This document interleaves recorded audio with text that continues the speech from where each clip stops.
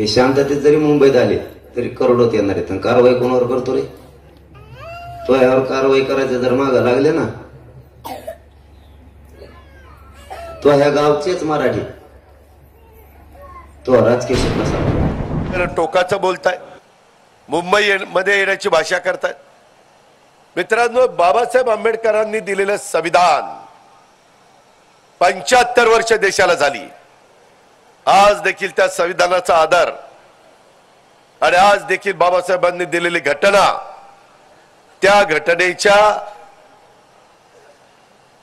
जे काही आदेश आहेत, घटनेमध्ये जे काही सांगितलेलं आहे त्याचा आदर करून आपण पुढे जातोय. जर कायदा हातात घ्यायचा प्रयत्न कोणी केला तर त्याचा मुलायजा ठेवायचा नाही. मी सरकारला सांगितलं होतं मराठीच्या पौर लोकांच्या नादी नका लागू. हे शांततेत जरी मुंबईत आले तरी करोडोत येणार आहेत. कारवाई कोणावर करतो रे? तो यावर कारवाई करायचे जर मागं लागले ना, तो ह्या गावचेच मराठी, तो राजकीय सुपडा साफ करतो. हो, मराठीचा जर नादी लागला तर गप बसलाय मराठी, तोवर गप बसून दी. तू नीट राहा. तू खाय, तो लय मोठं खाल्लेलं, तू कशाला इकडे आलेला आहे सगळ्या मराठ्याला माहिती. तो पाप धुवायसाठी आलेला आहे. तो आमच्या अन्नात माती घालायचं नको काम करू. मराठ्याला आरक्षण मिळत नाही म्हणून तो कुठं काही सांगायला लागला. त्याची बाजू ओढितो का एकटी? ती येवल्याची अडपटाची, त्याची बाजू ओढू नको. कधीतरी जातीचा कळवाळा येऊ दे. नशिबाने या जातीत जन्म घेतलाय. कमीत कमी या जातीसाठी एखादा पाऊल उचल. नुसतं स्वतःच्या स्वार्थाचा नको पाऊल उचलू. जर तू स्वतःच्या स्वार्थाचं पाऊल उचलायला गेला ना, मराठी राजकीय करिअर मधून जिंदगीतून तुला उठवी दे.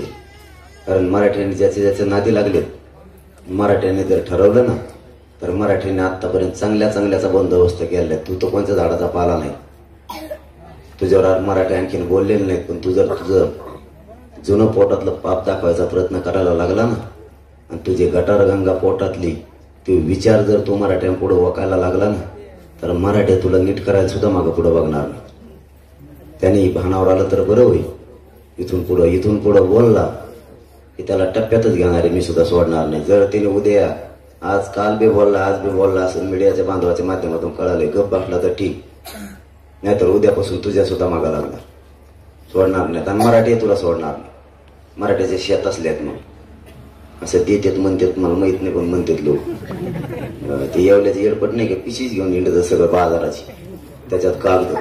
कोणत्या पत्रकार बांधवांना संपादकाला म्हणतोय तुमच्या दम असला तर वाचून दाखव.